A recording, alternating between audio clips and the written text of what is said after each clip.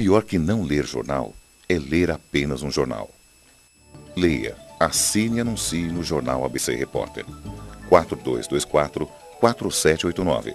Se você é notícia, foi ou vai ser, ligue para a nossa redação ou mande um e-mail para redação@jornalabcreporter.com.br. ABC Repórter, o diário. www.jornalabcreporter.com.br.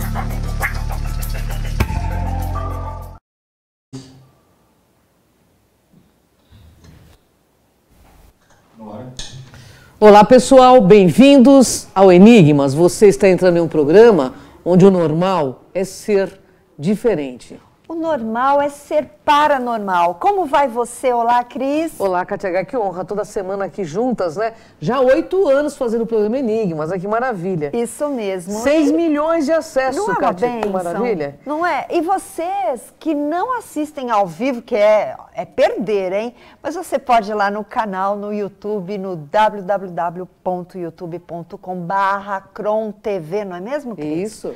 Todos lá, todos lá. Mais de 1.500 vídeos, né?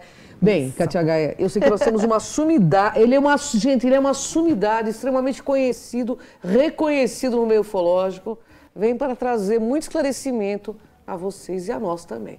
Ele é historiador, professor, e nós temos aqui nos estúdios da TV Grande ABC, Maurício Eloy. Bem-vindo, Maurício Eloy, Obrigado. Uma honra enorme estar Gratidão. contigo. A honra é minha, eu fico muito satisfeito de estar com vocês. Conheço vocês já há um tempinho, já fizemos um evento juntos. É verdade. E eu gosto muito da forma imparcial que vocês abordam os seus entrevistados. Né? Também gosto muito da forma que você aborda. Obrigado. Verdade. Katia esqueceu de dizer que nós estamos na NET Canal 3. Aí quem tem NET em Verdade. casa, liga lá no Canal 3. Legal. Estamos na Isso NET, aí. hein, pessoal? Bom, eu não quero perder tempo. Eu sei que você Vamos tem muito lá. conhecimento e o programa é muito rápido. Maurício, o que é a teoria dos antigos astronautas? Explica para o nosso público. E a gente tem que primeiro pensar que na década de 60, meados de 60, metade do meado de 60, começa a corrida espacial. E o primeiro país a entrar na linha de frente foi a Rússia. E logo em seguida, em 68 para 69, vem os Estados Unidos. Em 67, lança um livro chamado Eram os Deuses Astronautas. Essa palavra astronauta no título não foi encabeçado pelo Erich von Däniken de princípio, foi encabeçado pela editora. Então as editoras pensaram o seguinte, vamos lançar com esse título porque é uma jogada editorial. Claro. Sim. Então o que ficou? Ficou evidente ali a força que esse termo astronauta ficaria na pesquisa e na vida inteira do Erich von Däniken. Então, a teoria dos deuses astronautas começa por aí, nesse período. Que é o tema do nosso programa. Eram os deuses astronautas? Não eram os... Não eram, né? Não Os deuses eram. não eram astronautas. Não eram. Não sabe da onde eles são, né, Katia? Verdade.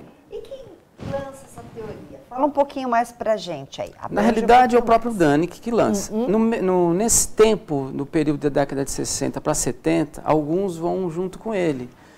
Você tem aí o Peter Colosimo, você tem o Andreas Fabre-Cayce, você tem depois o Charrot, são essas pessoas e algumas mais. Então, o que eles vão fazer? Abraçar na linha de pesquisa de campo a busca do astronauta, que eu acho que é aí que é o erro deles. Nesse sentido, a vestimenta astronáutica, no imaginário deles, fica para eles a única forma ou a única maneira de se chegar a esse suposto extraterrestre, que é uma palavra que eu não uso mais. Entendi. Então eles vão atrás do ET astronauta, com a vestimenta que foi, na realidade, idealizada, e pela primeira vez a gente tem a noção dessa palavra num livro de ficção científica, publicado em 1927. Interessante. Bom, tem muitas perguntas aqui. E por que não faz sentido os aliens do passado, né, no passado remoto, usar as vestimentas iguais? Então, na minha pesquisa, bom, eu sou especialista em xamanismo e desde moleque, desde os meus 18 anos que eu tive o contato com o livro do Däniken, eu já questionava isso, né? Porque ele lança de fato uma coisa muito importante que é o questionamento. Será que aliens visitaram o nosso passado? Esse foi o legado do Däniken. Só que ele causa uma confusão, afirmando que os deuses eram astronautas e que esses mesmos astronautas que são deuses nos fizeram. Nós não temos provas biológicas, a princípio, De que teve essa... de que nós somos produtos. O que pode ter acontecido, talvez, Cris, num passado muito próximo às grandes civilizações, uma interferência. Isso pode ter acontecido no nosso DNA. Eu não tenho como afirmar, mas eu tenho assim contatos com algumas pessoas da área que estou tentando ver se isso é real ou não. Mas a ciência nos omite algumas coisas. Né? Nos omite. Porque eu pesquiso Homo sapiens e Neandertais por 30 anos. Né? Se houve, de fato, alguma interferência nessa maneira tão complexa, tão complicada, foi talvez no Neandertal, mas também não temos. Não tem uma prova científica. Nada. Afirmar isso. Não temos. As pessoas vêm afirmando. Isso né? mesmo. Então é bem complicado, né, Kátia Gaia? Nós temos algumas imagens, olha lá, Maurício. Fala um pouquinho Essa imagem é importante. Essa imagem, ela, na realidade, ali tem uma interferência gráfica. Se vocês perceberem, ela está bem desfocada. Ela não é original, ela foi manipulada no computador. Muitos pesquisadores divulgam que são astronautas flutuando no espaço. Na sequência dessa imagem, eu mostro a original. Uma original com carvão, né? Daqui a pouco vai aparecer. Passa pra gente, por favor, Essa Jota. com carvão, tirada da original. Na realidade, não é uma pintura, é um petróglifo ou petroglifo. Ou seja, é um desenho onde você grava na pedra. Né? A próxima, a gente vai ver a ampliada e a original. Eu fui investigar, na realidade, são xamãs com ornamentos, né? No norte da Itália. Ainda existe rituais de xamanismo. Não, depois, vai passando aqui, depois eu mostro. Isso aí já é um suposto alienígena desenhado num deserto do Saara. Muito interessante. Aí, esse é o caminho que eu vou, na busca desse alienígena que aparece com os depoimentos dos abduzidos e com os depoimentos dos militares.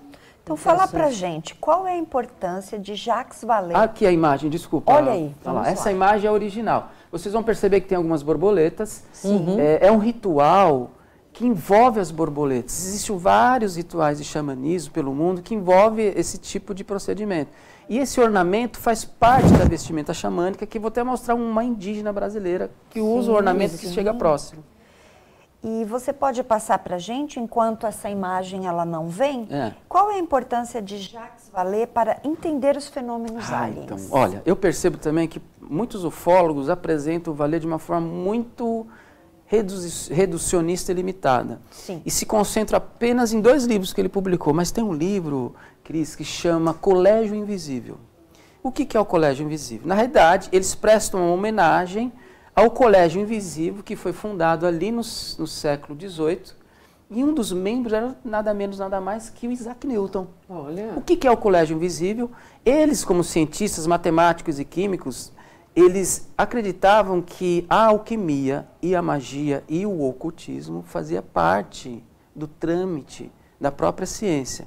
Como houve uma quebra com a Revolução Francesa, muitos foram perseguidos, eles tentam fazer uma coisa meio secreta. Tanto é que se questionavam se era verdade ou não. Com a descoberta da biblioteca do Isaac Newton, com a documentação que foi encontrada lá, vários estudos de alquimia, inclusive a busca dele mesmo pela pedra filosofal. Olha que interessante. Aí o Jacques Vallée, pensando nisso, ele monta junto com outro pesquisador francês, que eu tenho até o nome aqui, que ele é uma pessoa muito importante, que é o Aimé Michel, que foi um psicólogo e filósofo, já falecido. Eles montam o Colégio Invisível. Por que é importante? Eles percebem nas pesquisas deles que os ETs conseguem dominar a parte neurológica. E que os discos voadores, ou as naves alienígenas, como vem falando, têm um percurso determinado, não é aleatório. Então, eu chamo de linha-leis ufológica. Geralmente eles passam bem nas linhas lei mesmo, né? Pelo que foi. Bom, você já disse quem é Jacques Vallée, né? Ele também não via a figura de aliens. Por que você usa o termo fenômeno aliens? Se a gente for pensar que nós não sabemos de que origem vêm esses seres e que a gente pode encontrar esses seres registrados em algumas pinturas do Neolítico e uma gama de seres muito interessantes, e a gente não tem a ideia de onde eles vêm. Se a gente usa a palavra extraterrestre, a gente já determina que eles são de fora. De fora, é verdade. né, de fora do planeta, né, não de fora do nosso sistema solar, de fora do planeta. Mas o alien não, o alien é usado até no termo jurídico. Essa petição é alienígena, essa petição ela é estranha, essa petição não faz parte, essa petição é de fora, ou seja, nós não sabemos a origem dessa petição. Ela não encaixa nisso. Então o alien me dá um pensamento amplo sobre esses seres. Mesmo a naves, eu não uso UFO, a não ser que for UFO mesmo, ou a não ser que for OVNI. Todas as naves que eu vi, Cris e Kátia, foram naves, porque eu vi o formato das naves e vi a forma como elas se movimentavam. Logo eu pensei, é alienígena. Se é extraterrestre ou não, eu não sei, mas é alienígena. Perfeito. Perfeito. Cris, momento de um intervalinho, chama pra gente. Bom, pessoal, o assunto aqui é maravilhoso, né? Com um historiador desse nível aqui conosco, a gente vai para um rápido intervalo, mas fica plugadinho aí aqui no Enigmas, pessoal. Daqui a pouco estamos de volta.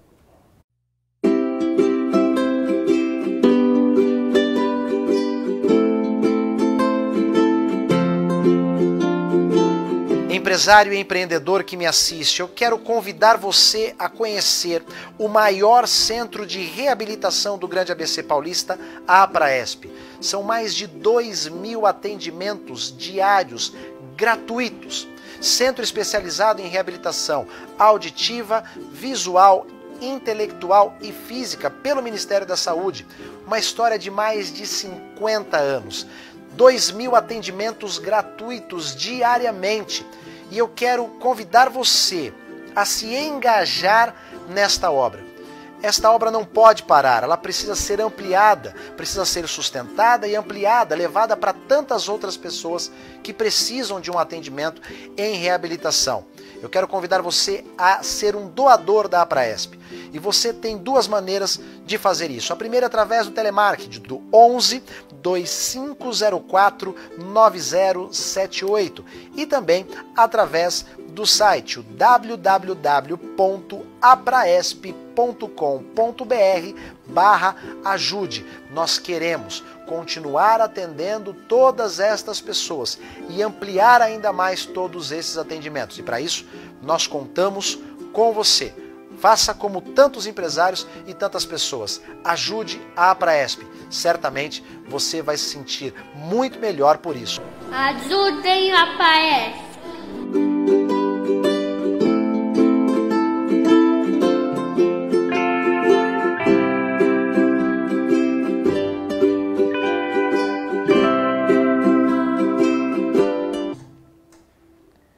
Voltamos com o programa Enigmas e quero agradecer a sua participação e também a audiência.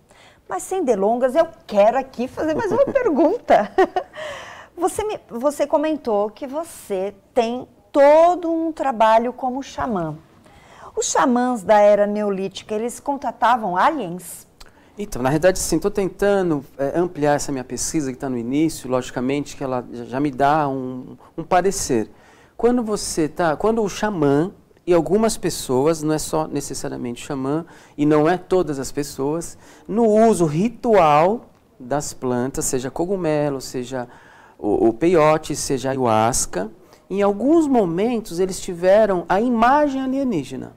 Veja bem, o alienígena não entrou em contato com as pessoas, mas o xamã se tornou uma antena. Isso lá no Neolítico, né?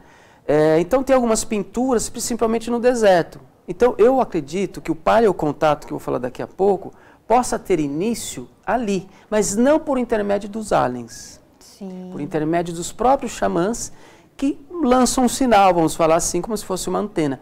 Tanto é que tem um depoimento que eu falo nas minhas palestras de um antropólogo que tem esse tipo de experiência muito clara. E ele fala que ele fica frustrado, e o alien fica frustrado, porque eles lá não conseguem dar o feedback para cá. O que eu acredito? Que com essa informação eles foram mapeando de onde eles estão, que provavelmente eles já estavam aqui no sistema solar, eles captam onde que nós estamos. Então eles vêm à Terra no período das grandes civilizações. Aí vai surgir os Vimanas, se a gente pegar o Mahabharata, todos esses textos sagrados, sumerianos, egípcios, enfim, astecas e maias, vocês vão ver ali presente objetos voadores que voam no céu. Fato. Então, eu vou por esse caminho. Está no início, é um bebezinho, mas já está, assim, vislumbrando alguma coisa diferente. Que bacana. Olha que bacana, hein? Bom, antes de fazer a pergunta, eu tenho uma pergunta que todos... Quando você... nós colocamos na rede que você viria, mandaram várias perguntas. Tá. E eu faço questão de fazer até porque pergunta de internauta, de telespectador, de fã seu, inclusive, né? Professor, hoje em dia nós vemos uma mistura muito grande nos centros espíritas, né? De incorporação de ETs, de... Curas pelos ETs, curas pelos ETs, não incorporados, que estão incorporados. Qual o seu ponto de vista de historiador, de pesquisador sobre esse assunto? Tá. A gente vê uma grande confusão, inclusive, Muito. né? Na realidade, o que é preocupante, ao meu entender, espero que as pessoas tenham a maturidade de aceitar a nossa visão, a minha visão e a maneira que eu estou vendo isso. Não estou indo de contra ninguém, e só estou colocando o que eu estou vendo. Então eu percebo um messianismo, uma religião ufológica. É isso mesmo. também. Uma religião ufológica onde o leigo que não tem conhecimento das coisas fica encantado. E fica mesmo. Porque vários grupos de pessoas que têm essa linha de pensamento sabem falar muito bem, sabem se expressar muito bem. Agora, não existe nenhum amigos ligados minha família é de espírita, né? Ligado aos centros espíritas que eu fui tentar investigar que recebe ET. Pois é, a própria Federação Espírita não admite. Não, né? então assim, eu não posso, logicamente, falar o que está acontecendo, mas aí entra uma opinião minha, que na verdade não é uma mera opinião, é uma investigação, de que aliens, que tem um projeto ligado às abduções, pode estar usando determinados centros espíritas que estão abertos para isso e manipulando os médiums. Isso E seria uma coisa negativa. Né? Negativa, e manipulando os próprios ufólogos. Ah, sem dúvida. Nós temos que pensar nessa possibilidade. Claro. Nós não podemos fechar um assunto que é tão enigmático. Todas as pessoas que pesquisam abdução, Verdade. independente se defende o alien ou não, chegam na mesma conclusão. Não sabemos o que está acontecendo. Não sabem. É uma coisa que eu queria te falar, que você já tocou nesse assunto.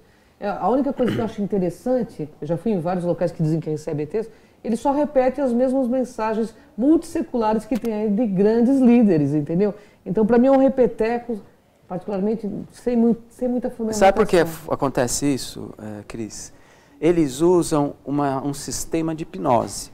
E a hipnose é assim. E né? usa o ego do médium também. Logicamente. E outra coisa, como eles têm um controle neurológico sobre a pessoa, eles conseguem administrar isso muito bem. O Jacques Vallée falava isso em 1956, muito antes do lançamento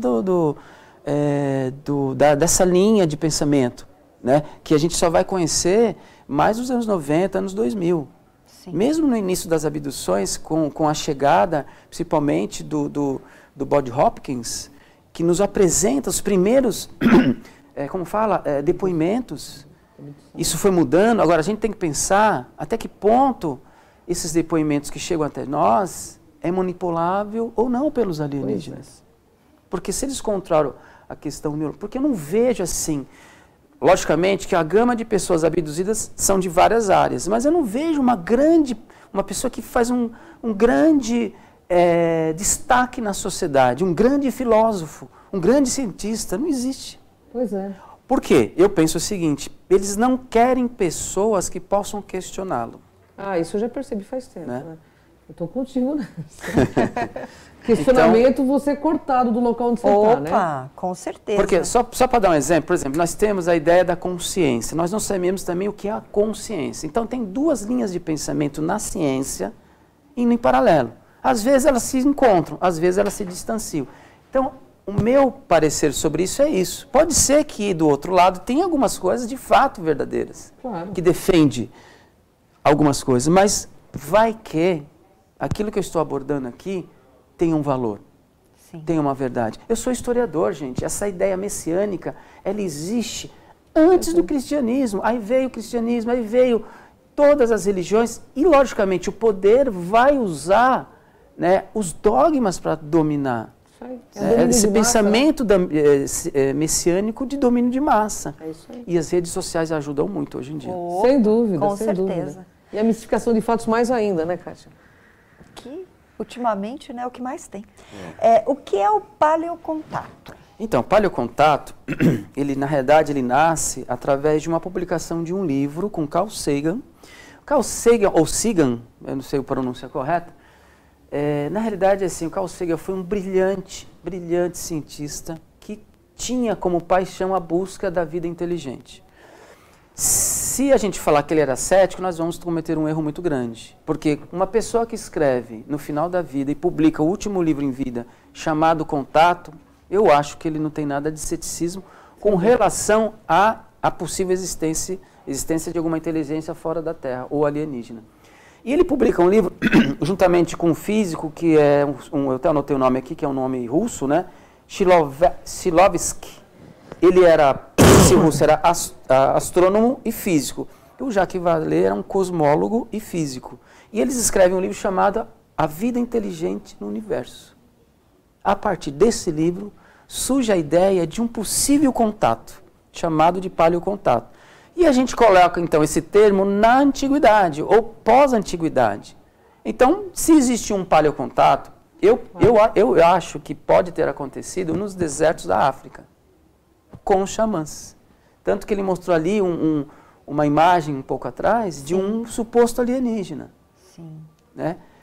Então, por isso que a minha pesquisa, ela sai fora da vestimenta astronáutica, porque ela é muito confundida com as vestimentas de xamãs, que ele já passou ali. Vários xamãs usam alguns ornamentos que lembram, de fato, o capacete. Claro.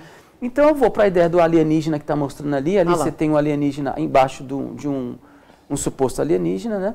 Embaixo de um animal. E do lado do alienígena você tem alguns xamãs.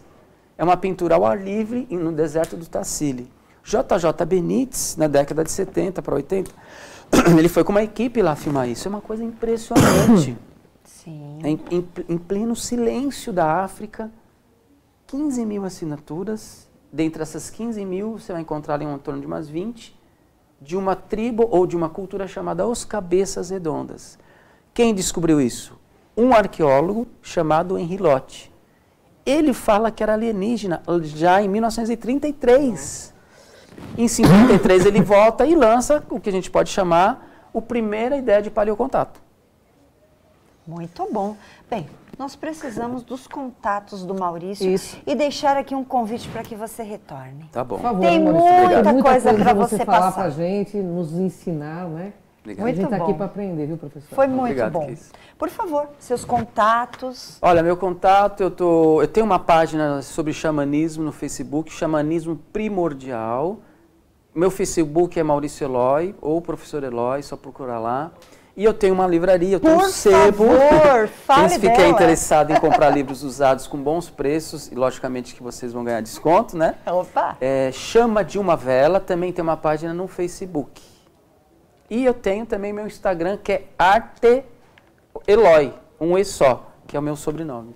Gratidão, Eloy, uma honra imensa. enorme.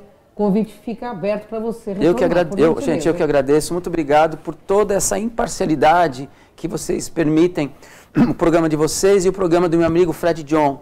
Eu faço questão de falar do Fred John, porque o Fred John ele tem uma postura muito parecida com a de vocês. Então, eu acho que a gente precisa de um programa assim. Obrigado. Isso aí. Gratidão, porque no Enigmas, pessoal, no Enigmas é assim. Aqui você vê o invisível. Ouve o inaudível. E acessa o que dizem que é impossível. Então vem com a gente nessa jornada. Tchau, tchau.